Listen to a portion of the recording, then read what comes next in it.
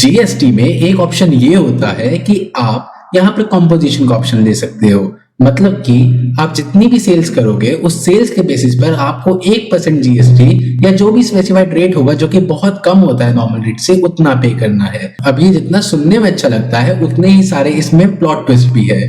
जैसे कि ये ऑप्शन तो आप तभी एक्सरसाइज कर सकते हो अगर आपका टर्नओवर एक स्पेसिफाइड लिमिट के अंदर है। साथ ही में अगर आपने ये ऑप्शन चूज करा तो यहाँ पर आप आईटीसी का क्लेम बिल्कुल भी नहीं ले पाओगे। और तो और अगर आप यहाँ पे कॉम्पोजिशन स्कीम को चूज करते हो ना, तो आप इंटरस्टेट यानी कि जैसे यूपी से हरियाणा भी सप्लाई नहीं कर सकते, आप यूपी टू यूपी ही सप्लाई कर सकते हो मेनली।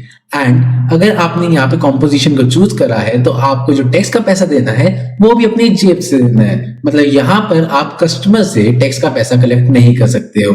ये सुनने में जितना अच्छा लगता है उतना ही ज्यादा यहाँ पर उल्टा भी है, क्योंकि इसके अंदर आपकी ग्रोथ कहीं ना कहीं तो लिमिट हो जाएगी, साथ ही में टैक्स का पैसा भी आप अपने कस्टमर से कलेक्ट तो बिल्कुल भी नहीं कर सकते हो। अगर आपका कस्टमर मोस्टली एंड यूजर है तो आपको ये चूज करना चाहिए, क्योंकि इससे आपको मिलेगा कॉस्ट में बेनिफिट और कस्टमर को कम कॉस्ट पड़ेगी तो वो ज्यादा खरीद सकता है। लेकिन अगर आपका एंड कस्टमर B2B सप्लाईज पे होता है तो यहाँ पे सामने वाले को भी अपना क्रेडिट चाहिए होता है, एंड अगर वो आपसे खरीदेगा तो उसको उस आइटम पे क्रेडिट नहीं मिलेगा।